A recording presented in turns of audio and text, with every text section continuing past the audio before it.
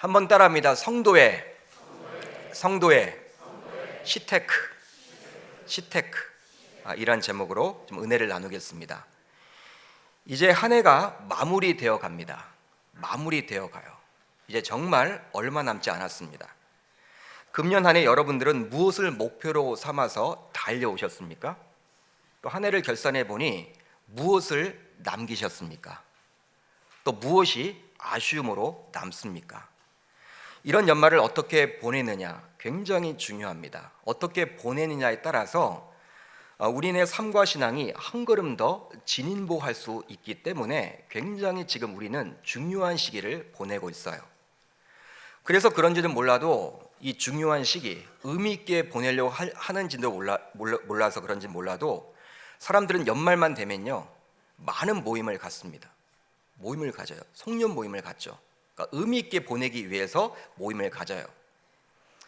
잘 알고 지내왔던 지인들과는요 회포를 풀기 위해서 모임을 갖기도 하고, 지난 1년 동안 생활을 하면서 좀 얼굴을 붉혔던 사람들이 있다면 그분들과 좀 화해를 하는 의미로 모임을 갖기도 합니다.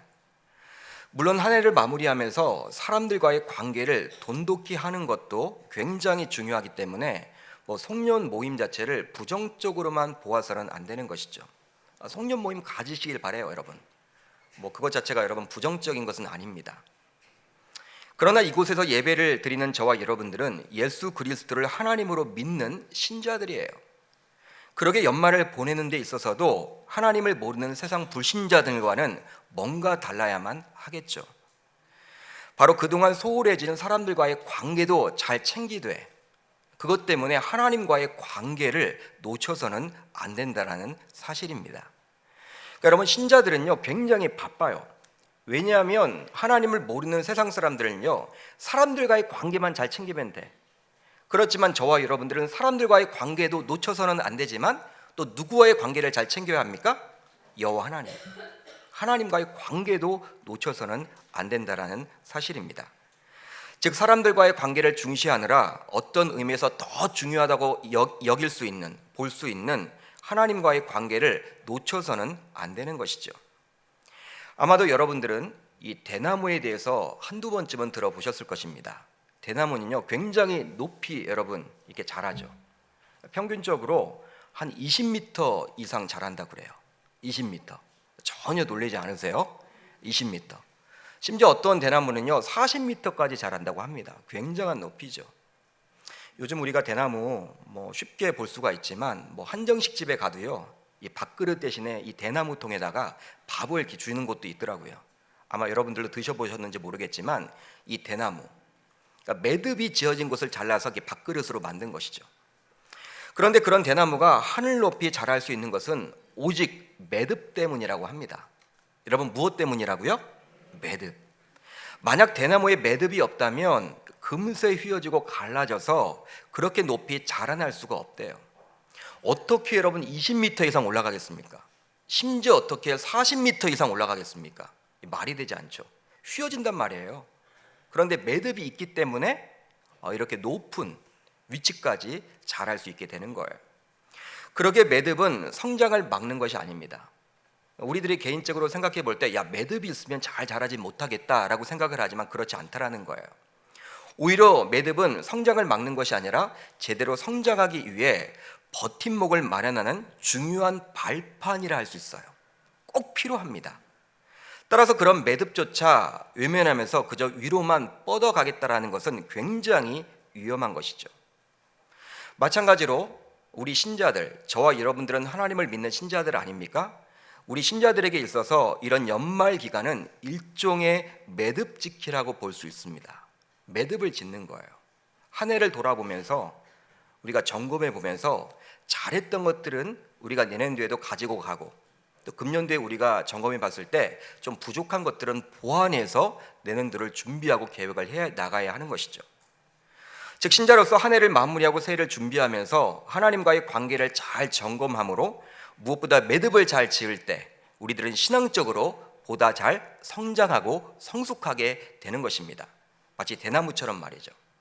대나무가 여러분 잘 자랄 수 있는 것처럼 이 연말 기간을 어떻게 보내느냐 굉장히 중요한 거예요. 따라서 이곳에서 예배를 드리는 저와 여러분들 모두 이 연말 기간 동안 아무리 분주해도 하나님과의 관계를 잘 점검하는, 즉 매듭을 잘 지을 수 있기를 주님의 이름으로 축복합니다. 오늘 우리가 살펴볼 전도서는요, 다윗의 아들이었던 솔로몬이 기록했다고 알려져 있습니다. 솔로몬은 젊을 때에는 아가서를 기록했고, 중년 때는 잠언서를 기록했고, 노년이 되어서는 전도서를 기록했다고 알려져 있어요. 그러기에 전도서를 보게 되면 솔로몬이 저와 여러분들에게 주고자 하는 메시지가 있습니다. 바로 무엇이냐면, 인생은 과연 뭐냐? 우리의 삶이 과연 뭐냐? 어떻게 살아가는 것이 행복한 삶이냐? 승리하는 삶이 될 것인가? 여러분, 인생에 혼란이 올 때 우리가 여러분 꼭 가까이 두어야 할 하나님의 말씀이 바로 전도서예요. 전도서는 바로 인생이 과연 뭐냐? 그 부분에 대한 답을 해주고 있는 것이죠. 한마디로 솔로몬은 이렇게 인생을 정의합니다. 인생은 허무하다라는 거예요. 전도자가 이르되 헛되고 헛되며 헛되고 헛되니 모든 것이 헛되도다. 전도자가 이르되 모든 것이 헛되다. 이렇게 솔로몬은 저와 여러분들에게 권면을 합니다. 여러분, 솔로몬이 살아봤잖아요. 여러분, 살아봤습니다. 왕으로서 모든 것을 다 갖춰봤습니다. 재산도 많았고 권력도 주어받고 명예도 가지고 있고 안 가져본 것이 없어요. 그런 그가 노년이 되어서 딱 이 구절을 통해서 이야기를 하고 있는데, 바로 뭐라는 거예요? 인생은 헛되다. 인생은 허무하다. 그렇게 지금 말하고 있어요. 그런데 이렇게 솔로몬이 인생이 헛되다, 즉 허무하다라고 말하면서도 신자인 저와 여러분들이 하나님과의 관계 속에서 이 허물을 충분히 극복할 수 있다라고 권면해 주고 있어요. 대안이 있다라는 것이죠. 바로 하나님과의 관계 속에서 이 허물을 극복할 수 있다. 그러기에 이런 말씀도 동일하게 저와 여러분들에게 해주십니다. 사람이 먹고 마시며 수고하는 것보다 그의 마음을 더 기쁘게 하는 것은 없나니 내가 이것도 본즉 하나님의 손에서 나오는 것이로다. 아, 먹고 즐기던 일을 누가 나보다 더해 보았으랴. 하나님은 그가 기뻐하는 자에게는 지혜와 지식과 희락을 주시나 주인에게는 노고를 주시고 그가 모아 쌓게 하사 하나님을 기뻐하는 자에게 그가 주게 하시지만 이것도 헛되어 바람을 잡는 것이로다. 아멘. 솔로몬은요, 인생이 헛되다라고 이야기하면서 또 이런 구절을 주고 있어요. 여러분 읽어보셨지만 좀 이해가 되십니까? 쉽지 않죠, 이야기가. 어떤 내용인지 잘 여러분 쉽게 파악되지 않을 거예요. 이 구절을 여러분 표준세번역 성경으로 이렇게 보게 되면요, 바로 다음과 같은 내용이에요. 보다 쉽게 여러분 기록이 되어 있습니다. 사람에게는 먹는 것과 마시는 것, 자기가 하는 수고에서 스스로 보람을 느끼는 것, 이보다 더 좋은 것은 없다. 알고 보니 이것도 하나님이 주시는 것, 그분께서 주시지 않고서야 누가 먹을 수 있으며 누가 즐길 수 있겠는가. 이런 내용들이에요. 한번 여러분 잘 보세요. 이것도 누가 주시는 것? 하나님이 주시는 것, 그분께서 주시지 않고서야 누가 먹을 수 있으며 누가 즐길 수 있겠는가. 우리가 먹고 마시는 것이 굉장히 보잘것없는 것이라 할지라도, 또 내가 하루 종일 너무 힘들게 일을 해야만 할지라도 이 모든 것이 다 누구로부터 나왔다라는 거예요? 하나님으로부터. 하나님의 은혜요 축복이란 것이에요. 여러분, 우리가 인생을 살아가면서 굉장히 힘들 때가 있습니다. 뭐 좋을 때만 있는 게 인생이 아니죠. 힘든 여러분 상황들을 만나게 되면 피하고 싶고, 여러분 사람이란 게 굉장히 약해지잖아요. 약해져서 도망가고 싶고, 왜 나에게만 이러한 어려움이 있는 거야? 왜 나는 하나님을 믿는데, 예수 그리스도를 나의 구주로 믿고 신앙생활을 열심히 하는데 세상 불신자들은 굉장히 잘 나가는 것처럼 보이고 잘 되는 것처럼 보이는데 나는 하나님 믿는데도 불구하고 왜 이렇게 안 되는 거야? 여러분, 참 힘들 때가 있습니다. 일 자체가 힘들고 먹고 살기가 힘들고 이 병으로 힘들고 이 자녀 문제가 여러분 굉장히 속상하고 여러 가지 힘든 문제가 있고 어려움이 있더라도 그런 것조차 여러분 누가 주셨다라는 거예요? 그것이 여러분 누구에게서 나왔다라는 거예요? 여호와 하나님. 그것도 여러분 은혜라는 거예요. 그것도 여러분 축복이라는 거예요.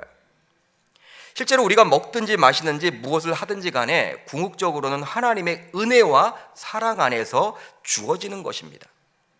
쉽게 말하면 우리가 겪게 되는 모든 일은 오직 하나님의 섭리 가운데 일어남을 저와 여러분들은 믿으시기를 바랍니다. 하나님의 섭리라는 거예요.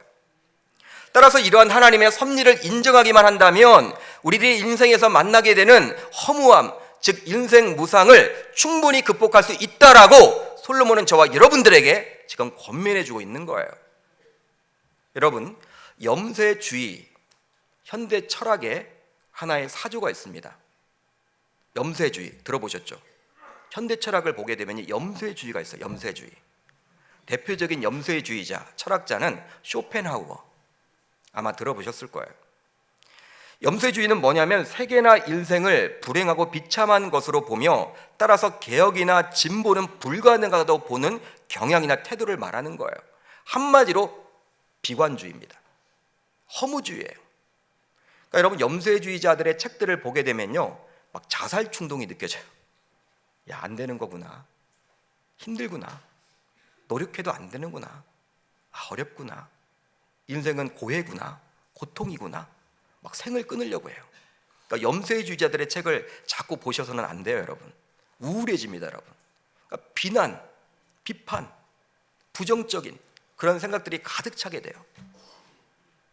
비관적이죠. 그런데 솔로몬은 염세주의자는 아니었습니다.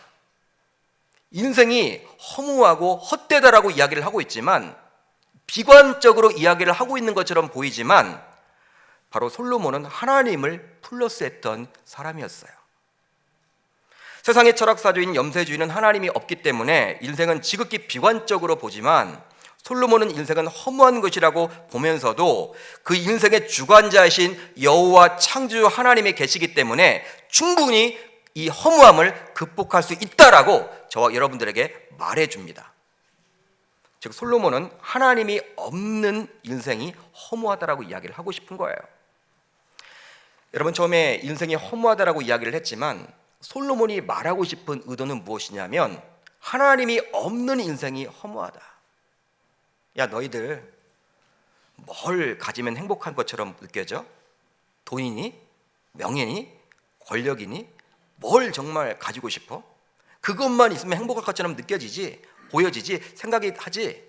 그러지만 그게 아니라는 거예요. 아무리 그런 것들을 가져보아도 허무할 뿐이고, 그러나 하나님이 계시면, 하나님을 플러스하면 그런 헛됨도 우리가 극복할 수 있다. 그 말을 지금 해주고자 하는 거예요. 이제 솔로몬은 전도서 3장에 들어와서는 하나님의 자녀인 우리들의 시간 관리에 대해서 말씀을 해줍니다. 보통 시간은 우리 인간의 영역이 아니라 하나님의 영역이라고 여길 때가 많이 있어요. 실질적으로 여러분 그렇죠? 우리의 영역이 아니라 하나님의 영역이다. 시간은. 실제로 우리가 살아가는 인생은 시간의 연속이라고 말할 수도 있습니다. 그러기에 우리에게 주어진 짧은 인생을 후회하지 않고 보다 가치 있게 보내기 위해서는 시간 관리, 즉 시간 활용이 굉장히 중요해요. 더구나 하나님의 섭리를 인정하는 저와 여러분들이라면 하나님께서 우리에게 허락하신 그 시간을 잘 선용해야만 합니다. 실제로 솔로몬은 이렇게 3장을 시작하고 있습니다. 우리 한번 같이 읽어봅니다. 시작.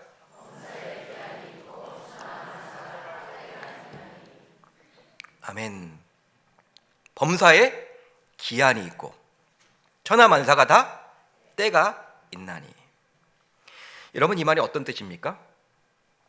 하늘 아래 모든 일에는 정한 때가 있고 시기가 있는 법이다. 하늘 아래 모든 일에는 정한 때가 있고 시기가 있는 법이다. 그 말이에요. 바로 하나님께서 인생을 포함하여 우주 모든 만물과 일에 대해서 절대 주권을 가지고 계심을 저와 여러분들에게 말해줍니다. 여러분, 누구에게 여러분 달려 있는 거예요? 이 시간도, 이 시기도, 때도 하나님의 주권하에 놓여져 있다는 거예요. 이제 오늘 말씀 2절로 8절까지를 보세요. 한번 우리가 좀 길지만 한번 자막을 통해서 같이 읽어보도록 합니다. 시작.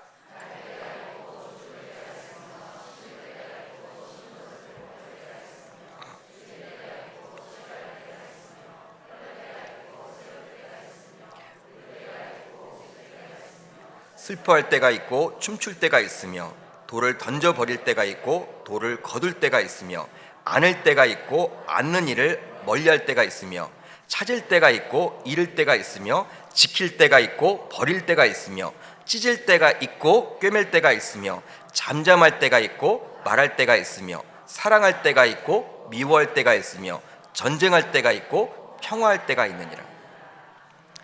여러분 보세요. 이 구절을 보시면 여러분 때가 몇 번 나와 있습니까? 세진 마세요. 저는 여러분 시키지 않기로 했습니다. 우리 계명교회 식구들은요 숫자 약해요. 또 틀린 대답이 나올까 봐 28번이죠. 28번 나와요. 여러분 이 구절들을 잘 보시면 긍정적인 것이 14가지, 그리고 부정적인 것이 14가지가 나와요. 즉 시간은 우리에게 행복도 선사해 주지만 불행도 준다라는 거예요. 따라서 솔로몬은 이 말씀을 통해서 인생은 좋을 때와 어려울 때가 교참을 말해줍니다. 이건 무슨 말이냐? 여러분 우리가 삶을 살다 보면요 좋은 일이 있죠. 그 좋은 일을 여러분 계속 지키고 싶죠. 그런데 어느 순간 그 좋은 일 대신에 또 나쁜 일이, 어려운 일이, 고난이 닥쳐요. 또 여러분 고난을 당합니다. 이거 언제 끝나나? 너무 힘드니까. 여러분 이렇게 힘든 그러한 나날들 안 끝날 것처럼 보였는데 어느 순간 시간이 지나면 어떻게 돼요? 끝나고 또 행복한 일이 일어나요. 이게 바로 교차예요. 근데 우리 인생이 바로 그렇다라는 거예요. 그러니까 좋을 때도 있고 어려울 때도 있다. 저와 여러분들에게 이야기해주고 있습니다. 그런데 문제가 있어요. 어떤 문제가 있냐면 우리 인간은 지극히 연약한 나머지 이 좋을 때와 어려울 때를 스스로 통제하지 못한다라는 것이죠. 우리가 여러분 통제를 못해요. 여러분 좋을 때와 어려울 때를 스스로 통제할 수만 있다면 얼마나 신이 나겠습니까? 얼마나 행복하겠습니까? 얼마나 좋은 인생이겠습니까? 그러나 스스로 통제할 수 없기 때문에 예기치 않은 질병에 걸리기도 하고요, 예상치 못했던 관계의 어려움을 만나기도 하고 위기를 만나기도 하는 거예요. 여러분 우리가 어떤 어려움을 미리 예상한다, 참 쉽지 않습니다. 여러분 그렇게 여러분 인생을 살아가는 게 아니잖아요. 갑자기 여러분 몰아닥치잖아요. 여러분 사건 사고를 보세요. 어제도 여러분 한국에 이 여러분 지방에서 고속도로에 큰 사고가 났잖아요. 이 사고가 굉장히 여러분 차도 많이 망가졌고 사망자도 있었고, 비는 여러분 1mm 내렸대. 1mm. 예. 여러분 그 고속도로를 여러분 주말에 이렇게 타고 다니는 사람들을 다 여행을 가거나 친지집을 가거나 여러분 급해서 새벽에 다녔을 텐데 그 예상을 했더라면 여러분 그 고속도로를 탔겠습니까? 예기치 않게 어떤 사건들이 벌어지잖아요. 네. 여러분 그렇기 때문에 우리는 이 시간을 여러분 통제가 안 되는 거예요. 어려울 때와 좋을 때 이 통제를 할 수 있으면 좋겠지만 통제 자체가 되질 않습니다. 보통 사람들은 나름대로 재테크에 관심이 많습니다. 더 이상 안정적인 직장은 없고 또 사업도 없기 때문에 앞날에 대한 준비 하나로 자신이 소유한 동산과 부동산에 있어서 재테크를 통해서 자신의 재산을 불리려고만 하죠. 불안하니까 노후 이후에 뭘 먹고 살아야 되나 재테크를 해요. 여러분 아마 들어보셨을 거예요. 그러나 어떤 의미로 돈보다 더 중요하다고 할 수 있는 시간 관리에는 전혀 관심을 기울이지 않아요. 여러분 돈보다 더 귀중한 시간, 어떤 의미로는 심지어는 하나님을 알고 믿는 성도라고 해도 별반 다를 바가 없습니다. 제가 말씀을 준비하면서 이렇게 인터넷 들어가서 여러분 이렇게 검색 들어가서요 이렇게 재테크라고 쳐보니까 굉장히 여러분 많아요. 책들도 많고 논문도 나오고 재테크에 관련된 강의도 나오고 굉장해요. 여러분 근데 시테크를 쳐봤어요. 재테크에 비해서는요 몇 가지 나오지 않더라고요. 있긴 있지만. 그렇지만 우리 인간이 시간을 통제할 수 없습니다. 여러분 그러기에 우리들은 하나님께서 허락해 주신 시간을 잘 사용해야만 하는 것이죠. 즉 성도라면 재테크보다도 오히려 시간 관리, 시간 선용, 즉 시테크에 관심을 가지고 살아가야 하는 거예요. 그렇다면 우리 성도들은 어떻게 시테크를 할 수 있을까요? 시간 관리를 어떻게 하면 좋을까요? 시간을 어떻게 활용하면 좋을까요? 오늘 말씀을 통해서 한번 살펴보겠습니다. 먼저 하나님만을 바라보고 최선을 다해 하루하루를 살아가야만 합니다. 하나님만을 바라보고 최선을 다해 하루하루를 살아가야만 합니다. 오늘 말씀 11절을 보시면 우리 한번 같이 읽어봅니다. 시작. 아멘. 잘 보세요. 때를 따라 아름답게 하셨다. 누가 하신 거예요? 하나님. 그러니까 때를 주신 분이 누구라는 거예요? 하나님. 여러분, 우리네 인생은 놀이공원에 있는 롤러코스터와 같아요. 혹시 여러분들은 롤러코스터를 타보셨습니까? 저는 저희 자녀들 때문에, 아직 어린 자녀들 때문에 몇 번 타봤는데, 야, 이걸 돈 내고 왜 타는 거야? 무섭더라고요. 아유, 목사님, 뭐 그게 무섭습니까? 아니에요, 여러분들. 진짜 여러분, 이렇게 당당하신 분들도요, 롤러코스터를 타게 되면 다 눈을 감아요. 무서워서. 앞에 카메라를 달아놓고 이렇게 여러분 비춰지는 자신의 모습을 한번 나중에 볼 수 있었으면 좋겠어요. 다들 여러분 겁내해요.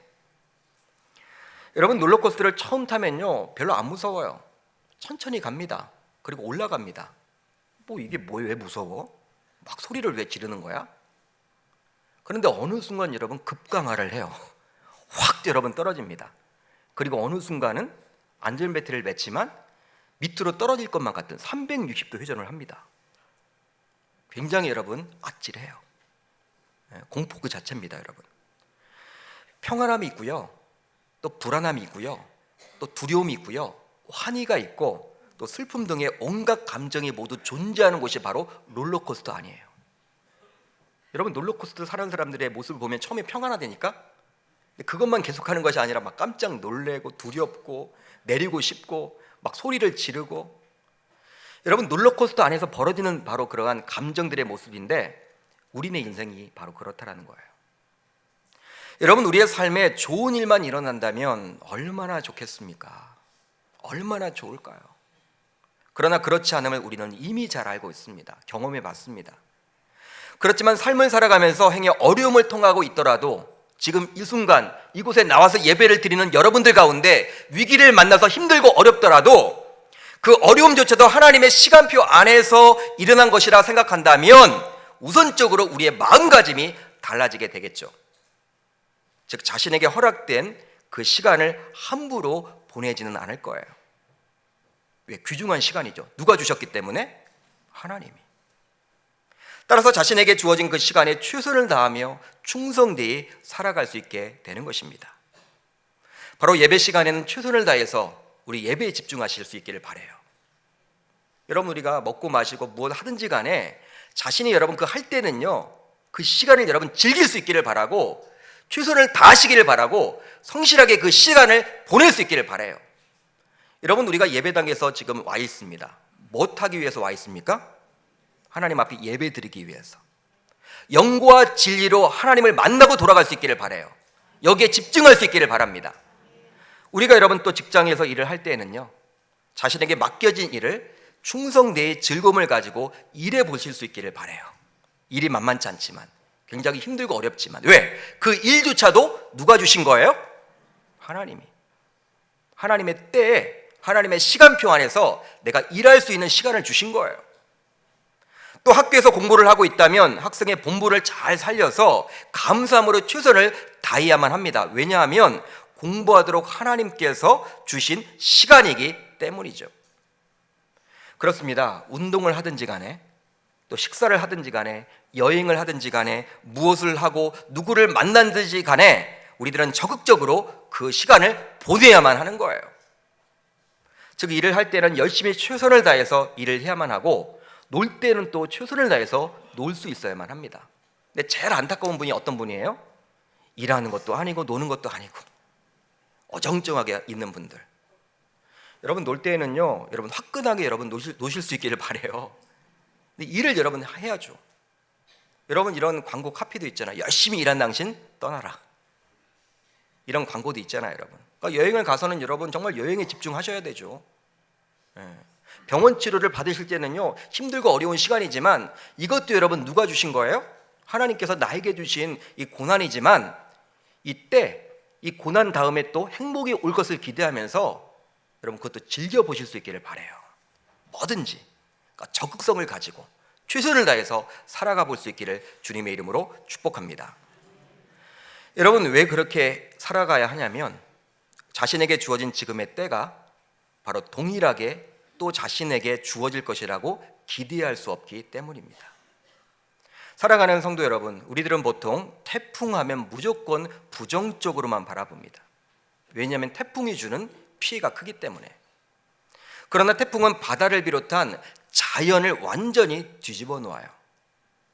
제가 부산에서 사역을 할 때 태풍이 지나가고 난 다음에 우리 교육자들과 함께 이 바닷가에 나가봐요. 바닷가에 나가면요, 사람들은 거의 없는데 바닷물이 왜 이렇게 깨끗한지, 오염되었고 막 기름도 있고 했던 그런 바다가 굉장히 여러분 깨끗해 있어요. 뒤집어진 거죠. 여러분, 깊은 바닷물이 여러분 위로 올라오고 위에 물이 밑으로 가고, 그 태풍이 하는 거예요. 사람이 못합니다. 자연도 마찬가지예요. 여러분, 대기, 이런 미세먼지가 있을 때 여러분 뭐 인간이 아무리 노력해도 안 되죠. 누가 해주셔야 돼요? 하나님. 바람을 한번 여러분 하나님이 불어주시면요, 굉장히 날씨가 맑아지잖아요. 가시거리가 여러분 길어지잖아요. 이런 태풍을 통해서 하나님께서는 이 지구촌 곳곳을 다시금 깨끗하게 정화시키죠. 바로 하나님께서는 이 지구를 보호하기 위한 도구로 태풍을 사용하십니다. 그러기에 우리가 이런 하나님의 섭리를 잘 알고 하나님의 주권을 인정한다면 인생에서 겪게 되는 여러 가지 태풍과 같은 고난과 아픔과 어려움이 있을지라도, 그런 것들을 만나게 되었을지라도 그 힘든 시간조차도 최선을 다하며 충성되이 이겨낼 수 있음을 저와 여러분들은 꼭 기억하실 수 있기를 주님의 이름으로 축복합니다. 하나님이 주셨다라는 거예요. 이겨낼 수 있는 거죠, 여러분. 솔로몬이 이야기했듯이 기쁠 때가 있으면 또 어려울 때가 있잖아요. 지금이 어려워도 또 기쁠 때가 오잖아요. 저와 여러분들이 꼭 기억하실 수 있기를 주의 이름으로 축복합니다. 다음으로 하나님 앞에서 부끄러움 없이 정직하게 하루하루를 살아가야만 합니다. 하나님 앞에서 부끄러움 없이 정직하게 하루하루를 살아가야만 합니다. 여러분, 오늘 말씀 17절을 한번 같이 읽어봅니다. 17절 시작.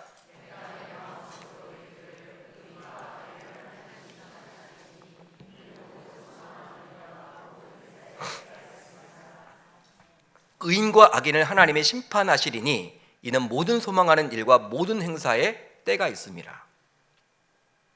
표준세 번역 성경을 보게 되면 다음과 같은 내용이에요. 나는 마음속으로 생각하였다. 의인도 악인도 하나님이 심판하실 것이다. 모든 일에는 때가 있고 모든 행위는 심판받을 때가 있기 때문이다. 여러분, 우리가 어떻게 시간을 보내느냐, 나에게 맡겨놓으신 그 시간을 내가 어떻게 보내느냐는 후에 누가 심판하셔요? 하나님이 심판하신다라는 거예요. 그렇기 때문에 그 하나님이 심판하신다고 이야기를 하고 있기 때문에 우리는 어떻게 살아가야 돼요? 정직하게. 결과적으로 하나님의 때 하나님은 심판하신다고 말씀을 해주고 있죠. 그러기에 우리들은 하나님 앞에서 부끄럽지 않게 정직하게 살아가야만 하는 거예요. 여러분, 대한민국은 CCTV 공화국이라 할 만합니다. 굉장히 여러분 CCTV가 많아요. 여러분 골목골목을 가보면요, 이 방범용 CCTV 잘 설치가 되어 있죠. 그뿐만 아니라 웬만한 차량에는 이 블랙박스가 설치되어 있어서 24시간 주변을 여러분 다 찍습니다. 녹화를 하죠. 또 대부분의 국민들이 스마트폰을 이렇게 손에 쥐고 있기 때문에 어디서든지 24시간 촬영이 가능해요. 이게 대한민국이에요.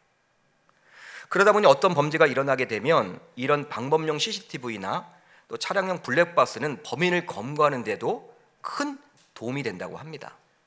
요즘에 여러분 차량으로 많이 잡는데요. 차량으로. 차가 얼마나 많습니까, 우리나라에. 다 여러분 블랙박스가 이렇게 다 장착돼 있잖아요. 우리나라만큼 블랙박스가 이렇게 장착된 나라도 없는 것 같아요. 외국에 나가봐도. 근데 마찬가지로 그 영상을 여러분 돌려 이렇게 보면요, 이게 범인이 나오는데 그 범인이 일거수일투족 뭘 했는지가 여러분 잘 드러나요. 자기는 여러분들 찍히지 않았는지 잘 모르죠. 찍히고 있는 거예요. 이것과 마찬가지로 하나님께서는 졸지도 않고 주무시지도 않은 전지전능하시고 편지하신 분이기 때문에 우리들의 모든 행동과 마음과 생각까지도 기억하십니다. 마치 한밤중임에도 불구하고 블랙박스와 CCTV가 주변에 일어나는 상황을 다 찍고 있듯이 말이죠. 실제로 CCTV와 블랙박스는요, 사람들의 행동만 찍습니다. 그렇지만 그 성능의 눈을 가지고 계신 그 여호와 하나님의 시선은 절대로 고장도 나지도 않죠. 근데 우리의 행동뿐만 아니라 마음과 생각까지도 감찰하시는 분이에요. 즉 하나님께서는 이런 분이십니다. 사람의 행위가 자기 보기에는 모두 정직하여도 여호와는 마음을 감찰하시느니라. 감찰하신다.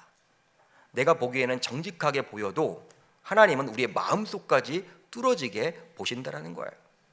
여러분, 사람들은요, 행동을 보고 판단을 하죠. 야, 저 사람 착한 사람이야, 저 사람은 악한 사람이야.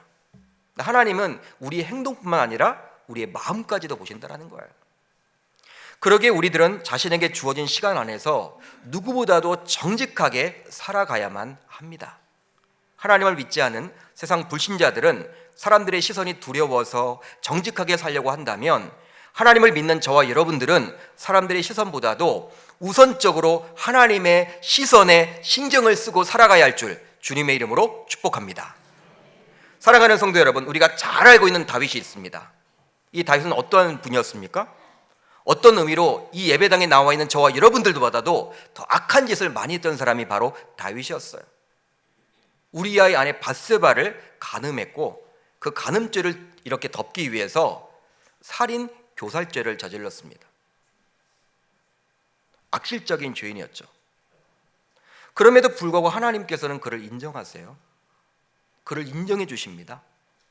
실제로 성경을 보게 되면 여러 곳에서 다윗을 가리켜서 어떻게 표현을 해주고 있냐면, 하나님의 마음에 합한 자다.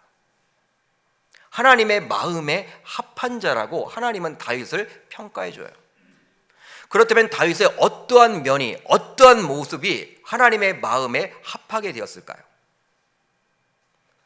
다윗의 여러분 어떤 모습입니까? 바로 그의 정직한 성품입니다. 열왕기상 15장 5절을 보면 이런 말씀이 나와 있어요. 이는 다윗이 햇사람 우리아의 일 외에는 평생에 여호와 보시기에 정직하게 행하고 자기에게 명령하신 모든 일을 여기지 아니하였음이라. 아멘. 한마디로 우리아 나의 밧세바를 범한 그 사건 빼놓고는 하나님 앞에서 정직하게 평생도록 살았다라는 거예요. 다윗의 이러한 위대함은 바로 그의 이러한 정직성에 있었습니다. 여러분, 실제로 다윗은요, 이제 우리아의 아내 밧세바를 범하고 난 다음에 나단 선지자가 와서 막 질책을 하거든요. 어떻게 당신이 그럴 수가 있느냐고, 당신이 죄인이라고. 여러분, 나단 선지자가 여러분 와서 그렇게 질책을 해도 왕이잖아요. 왕이잖아요. 신하들 앞에서 체면이 있잖아요. 보통 사람들 같으면 다른 데 가서 여러분 회개 기도를 하거나 할 텐데, 이 다윗은요, 나단 선지자의 여러분 그런 날카로운 여러분 적나라한 그런 지적을 듣자마자 어떻게 합니까? 자신의 체면을 생각하지 않고 그 자리에 무릎을 꿇고 철저하게 회개를 해요. 한마디로 말에 어폐가 있지만 정직한 죄인이었습니다. 정직한 죄인이었어요. 여러분, 그의 위대함은 거기에 있는 거예요. 시편 51편은 다윗이 철저하게 회개하면서 지은 시인데, 바로 솔직한 그의 감정이 잘 표현되어 있습니다. 같이 한번 읽어볼게요. 시작.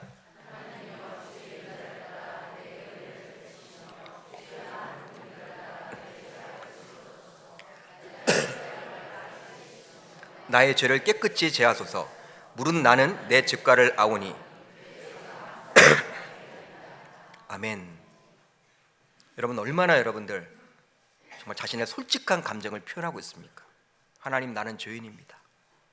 나는 이러한 악랄한 짓을 했습니다. 나를 불쌍히 달라고.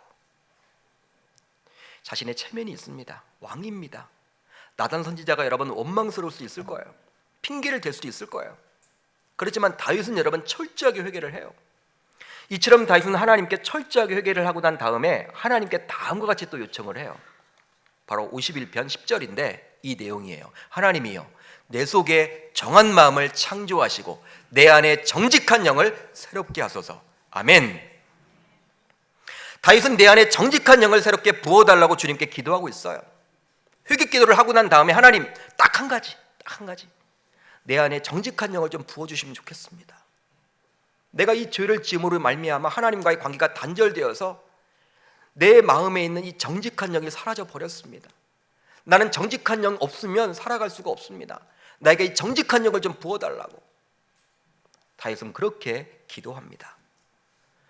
그러게 자신이 지은 죄로 인해서 하나님과의 관계가 멀어짐으로 정직한 영이 사라질까 봐 전전긍긍했던 이 다윗의 모습을 볼 수 있는 것이죠. 실제로 우리 신자들 가운데 정직한 영을 부어달라고, 하나님 저 정직하게 살고 싶습니다, 저 직장생활이 너무나 힘들고 어려워요, 그런데 하나님 앞에 죄짓고 싶지 않아요, 저 정직하게 살기를 원해요. 여러분, 이렇게 기도하는 분이 과연 몇이나 되겠느냐는 거예요. 우린 여러분 정직하게 살게 해달라고 기도를 하지만 대부분 여러분 기도 제목을 보게 되면 후순위겠죠. 다 여러분, 선순위는 무엇입니까? 우선적으로 우리가 기도하는 건 뭐예요? 내 유익과 내 욕망과 내 야망과 내 기도 제목이라는 것들. 그런 다윗은 여러분 달랐어요. 나를 불쌍하게 달라고 기도하고 철저하게 회개하고 나서 하나님 정직한 영을 부어달라고 기도했다라는 사실입니다. 그렇다면 왜 정직하게 살아가는 것이 결코 쉬운 일이 아닐까요? 여러분 정직하고 다 살고 싶잖아요. 근데 왜 여러분 이렇게 안 되는 것이죠? 바로 정직한 이후에 자신에게 일어날 일이 신경 쓰이기 때문입니다. 실제로 요새 사람들은 정직하게 살면 손해본다는 생각이 굉장히 강해요. 그러기에 정직하게 말하고 행동했을 때 자신에게 앞으로 닥칠 어려움을 미리 예단합니다. 미리 생각해냅니다. 그렇기 때문에 우리가 정직하게 생각하고 또 정직하게 말하고 행동할 수 없게 되는 거예요. 미리 여러분 일어나지 않은 그 일조차도 우리가 예상을 하는 거예요. 그렇지만 다윗은 나단 선지자의 질책을 들었을 때, 즉 자신이 정직하게 회개했을 때 자기가 왕으로서 어떤 일이 닥칠지에 대해서 생각하지 않고 무조건 철저하게 하나님 앞에 회개 먼저 했다라는 사실이에요. 그냥 정직하게 회개를 했죠. 여러분, 이것이 바로 진정으로 정직한 죄인의 모습이에요. 그렇습니다. 정직은 하나님의 속성입니다. 하나님은 정직한 분이세요. 거짓이 없으신 분이세요. 따라서 그 하나님께 쓰임받기 위해서라도 우리들 모두 되도록 다윗처럼 정직하게 살아가야 할 줄 믿습니다. 내 의지로 되는 건 아닙니다. 하나님께 기도하셔야 돼요. 성령 하나님의 인도하심을 구해야 하는 거예요. 이제 말씀을 정리하겠습니다. 우리는 지금 연말을 보내고 있어요. 연말을 보내면서 새해를 준비하고 있는 중요한 시점에 살고 있습니다. 하나님을 믿는 신자로서 하나님께서 우리에게 허락해 주신 시간을 잘 활용해야 하겠습니다. 즉 시간관리, 시테크에도 관심을 가질 수 있는 우리 계명교회 온 성도님들 다 되시기를 주의 이름으로 축복합니다. 나의 인생에서 벌어지는 모든 사건뿐만 아니라 그 사건이 일어나는 시간조차도 하나님의 절대 주권 하에 있음을 저와 여러분들은 꼭 붙들고 나아갈 수 있기를 바랍니다. 이 시간 두 가지를 꼭 기억합시다. 우리들 모두 하나님만을 바라보며 최선을 다해 하루하루를 살아가겠노라고 다짐할 수 있기를 주님의 이름으로 축복합니다. 또 한 가지, 하나님 앞에서 부끄러움 없이 정직하게 살아가겠노라고 다짐할 수 있기를 바라요. 여러분, 하나님의 절대 주권을 인정하게 된다면 지금 어떤 위기를 만나게 되더라도 그 위기의 순간 내년도를 바라보면서, 야, 금년 2019년도 한 해는 정말 나의 인생에 있어서 정말 최악이었고 위기였어. 그렇지만 하나님께서 이 힘든 일을 끝내고 난 다음에 좋은 일을 주신다라고 약속하고 있으니 내가 그 좋은 일을 바라보고 여러분 기도하는 가운데 우리가 여러분 나에게 맡겨놓으신 이 상황, 이 현실, 이 시간을 최선을 다해서 살아갈 수 있기를 바라고, 또 언젠가는 하나님이 우리가 시간을 어떻게 보냈는지에 대해서 평가를 하고 심판하실 텐데 그걸 알기 때문에 우리가 두렵고 떨리는 마음을 가지고 정직하게 살아가겠노라고 다짐하고 돌아갈 수 있는 우리 계명교회 온 성도님들 다 되시기를 주님의 이름으로 축복합니다.